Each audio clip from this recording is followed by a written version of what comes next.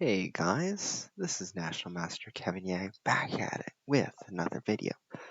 So today I will be analyzing a game that I actually played very recently on chess.com. It's an online chess tournament. I'm playing in what is called the chess.com Daily Chess Championship, and here's one of my analysis videos against an I am in my section who's from Israel. So let's get to it. Was a very tough game for me, and I actually squeezed out the win. I got lucky. I got really lucky because my opponent blundered. And it was a one move blunder. It was like almost any other game, but this one move blunder wasn't very obvious. So let's get into it. Knight f3, knight f6, g3, e6.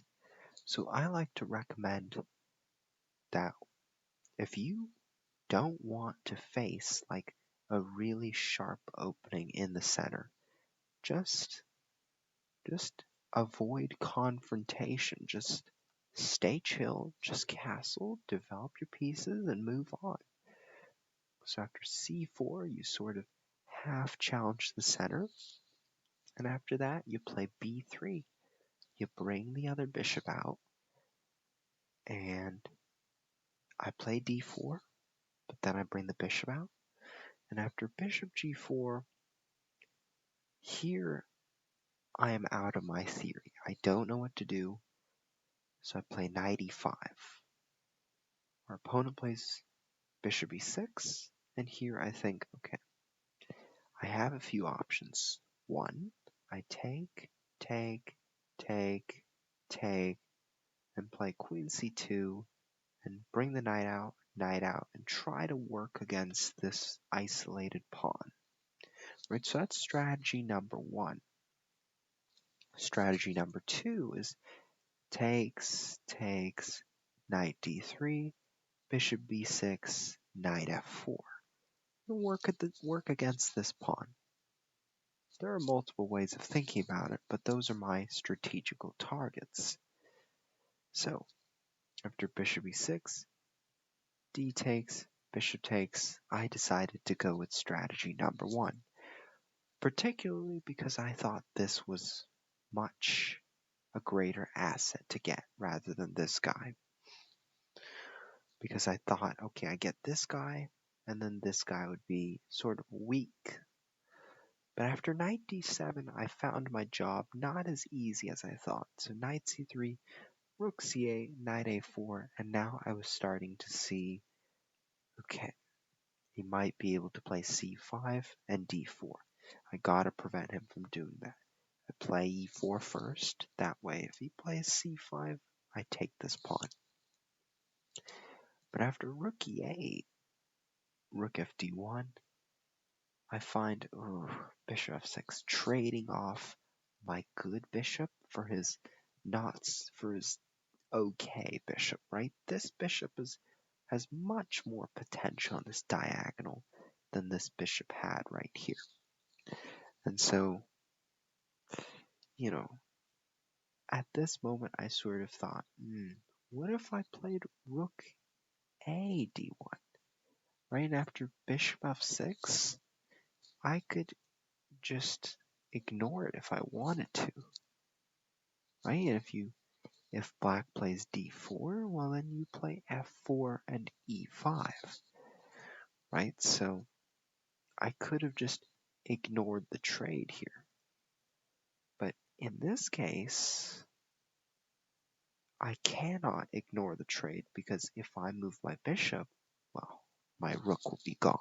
So rook ac1, and I accept this position where I have pressure on these two pawns, but is it strong enough? So I play queen d4. I say, I'm going to solidify my knight to get on there. So after queen e7, knight c5, and here my goal is to work against these set of isolated pawns. Is it enough? No, it probably isn't enough, but I worked with it. So after c5, I play the move queen e5. So let me tell you an additional thing about this position. One interesting move that black can play in this position is bishop takes b3. And the idea behind it is after pawn takes b3, queen takes e4, and then after queen takes a7, it's mostly equal, right? So white has to play bishop takes h7, king takes h7, a takes b3, and after c5, queen d3, king g8, and something like rook c4, it is completely equal. Like after rook d8, queen f3, bam, bam, rook d8, that's it. It's probably going to be drawn very soon. So I said, okay, I want to avoid all of that. So I play queen e5. So that way after bishop takes b3, I might play bishop takes, or queen takes e7, rook takes e7, rook takes c5, and really complicate things, because rook takes c5, rook e8, and back rank mate, right? But here's the thing. I cannot allow this bishop takes b3 trade to happen. So after g6, I say, you know what? The bishop doesn't look like it's going anywhere. I'm going to play bishop d5. So after queen f8, I found this good for me because I saw that my opponent's retreating and psychologically he is afraid. So after queen f8, I said I'm going to keep up the pressure. I might play h4, h5 and just go for it. So after bishop f5, I was actually surprised that our international master did not take on d5 because I thought, okay, this bishop looks really threatening as a black opponent, right? As for black to deal with. And so just feels like, you know, if you remove it, there's rook takes d5 and this pawn is falling fast. But it feels like, I don't know, it feels to me that the bishop just should stay here. Right? And so let's say h6, queen f4, and then you just think, right? Right? You don't want this bishop to sort of have this pressure on f7. So then you think, okay, what else can black do? And the answer is not much, because if we're sort of threatening this pressure on f7, and we're sort of threatening this tension on the c file, it's going to be really hard for black to make progress. So that's why I say starting in this position, queen f8, I've started to recognize that, okay, white is the only one that's going to make progress here. And so after queen g5, bishop f5, I decide to play h4. Reason being, I want to play h5. I want to maybe try to create some weaknesses in black's camp. And so after rook e2, I forward with h5. Now, as a beginner, you might think pawns matter, don't they? So after rook takes a2, what do? The answer is h takes, bishop takes, and after move like b4, rook e2, b takes c5, and in this position, you see that rook takes will lead to disaster. Why? After rook takes c5, rook takes c5, queen takes c5, and the move bishop takes f7. After bishop takes f7, queen takes c5, and it is a good game. So, that's why b4 works in my favor, and that's why the international master was not foolish enough to fall for my tricks. Instead, rooks doubled on e8, bishop came to c4 to maybe entice the rook to come back. right? In that position, I'd have the same idea of b4. Our IM played rook to e5. I played queen f6, continuing my pressure on f7. And here's where the one move blunder happened. G takes h5. Can you find the one move that wins the game for white? You found it. f4. Why? Because the rook was defending the bishop, and once the rook moves, queen takes bishop. It's just as simple as that. Queen g7, looking to get a very devastating attack on my king. What do? Just move to the side. And it looks devastating, right? Rook g3, maybe rook g4, and rook h4 for checkmate. But I have the move rook d7. And after rook f8,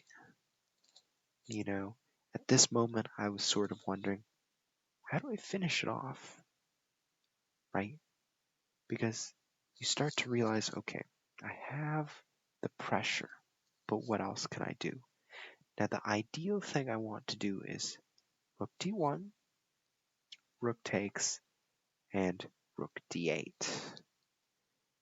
But here I saw the move rook g4, and I was like, I'd have to play queen takes h5, and then my king and queen would look so deserted, and I just wasn't quite sure about this, right?